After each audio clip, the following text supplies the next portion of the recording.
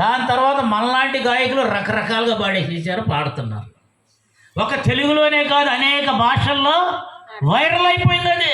కన్నడ, తమిళ్, బెంగాలీ, అనేక భాషల్లో అదే పాట. ఆ పాట అట్టా హిట్ అయిపోతే ఇంకోటి వచ్చి అంటాడు అది పాడింది తప్పు, అట్టా కాదు ఇట్టా కాదు అన్నాడు.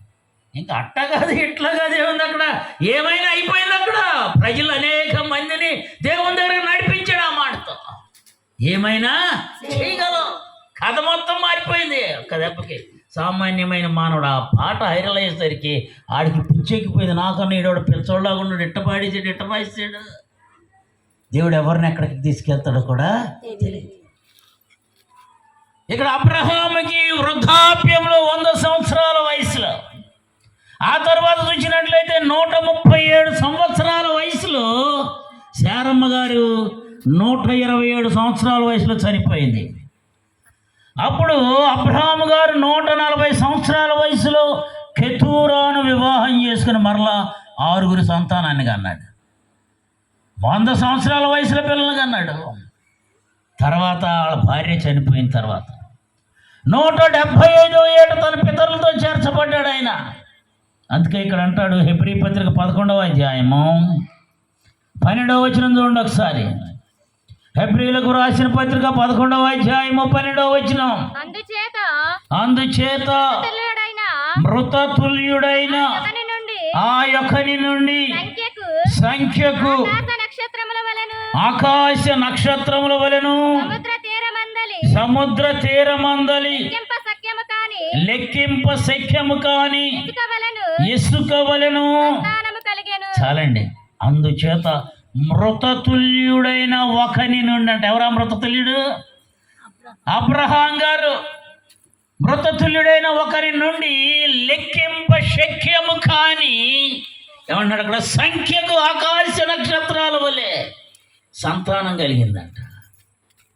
మృతతుల్యుడు.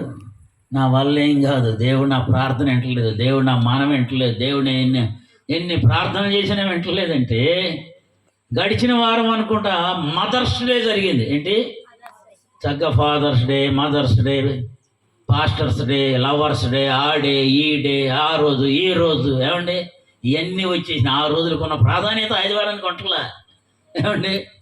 ఆ మదర్స్ డే రోజున మోషే గారి తల్లి యొకెబెదు, ఆ యొకెబెదు ఒక గొప్ప సాహసం చేసింది. ఏమిటయ్యా అంటే, ఫరో గారి యొక్క సామ్రాజ్యంలో మగపిల్లవాడిని పుడితే చంపేయమని శాసనం చేశాడు ఆయన. అదే ఫరో గారి శాసనం ద్వారా ఆవిడ మాత్రం భయపడలేదు. కానీ ఆ మోషే కన్నా ముందు 2 అహరోను వాళ్ళ అక్క మిర్యాము పుట్టారు. మగపిల్లవాడు పుడితే చంపేయమని శాసనం తీసుకొచ్చాడు.